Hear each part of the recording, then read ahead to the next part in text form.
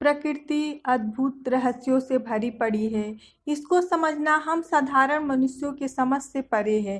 पृथ्वी पर हर छोटे बड़े जीव का अस्तित्व इसी प्रकृति का हिस्सा है। आज तक साइंस भी नेचर के पावर को नहीं समझ सकता। कोई तो शक्ति है जो सभी के चीज़ों पे, सभी के जीवन पे कंट्रोल रखती है। आइए इसी प्रकृति के अद्भुत रूप को हम समझते हैं।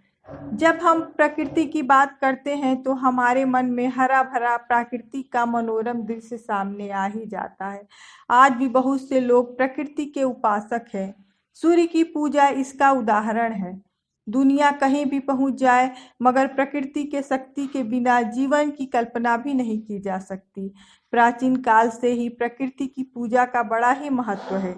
इसे हम सभी को समझना चाहिए।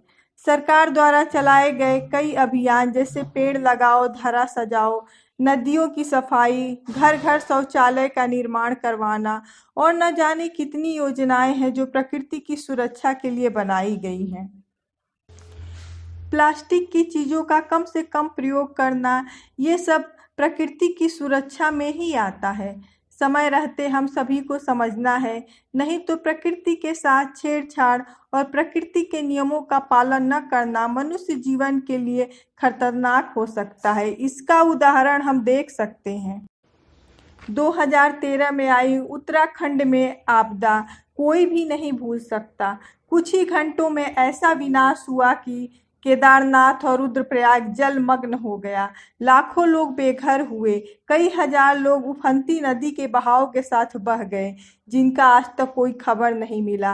प्रकृति की शक्ति का अंदाजा लगाना साधारण मनुष्य के बस में नहीं। अगर होता तो इस आपदा को रोका जा सकता।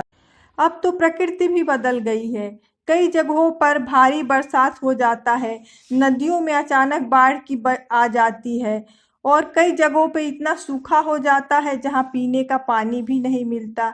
एक ही समय पर एक ही देश में अलग अलग स्थिति देखने को मिलती है। ग्लेशियर का पिघलना, बादल फटना प्रकृति के विरुद्ध जाने का ही परिणाम है। पर्यावरण की सुरक्षा करना प्रत्येक व्यक्ति का दायित्व है। प्रकृति है तो हम सभी हैं और हमारा जीवन है। Be natural, be happy.